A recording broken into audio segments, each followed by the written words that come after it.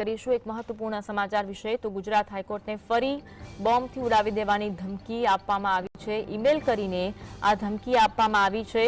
Bomb squad અને dog squad હાલ Gujarat high court પહોંચ્યા છે અને બોમ્બની ધમકી બાદ પોલીસ પણ એલર્ટ મોડ પર જોવા મળી રહી છે।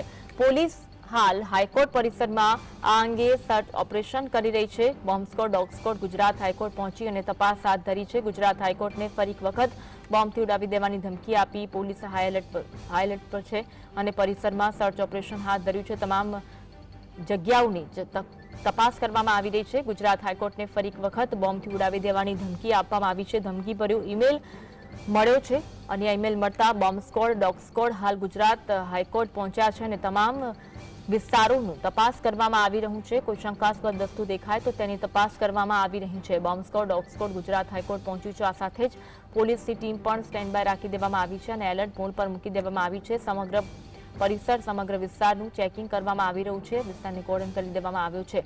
ગુજરાત હાઈકોર્ટને ફરી એક વખત બોમ્બથી ઉડાવી દેવાની ધમકી આપવામાં આવી છે।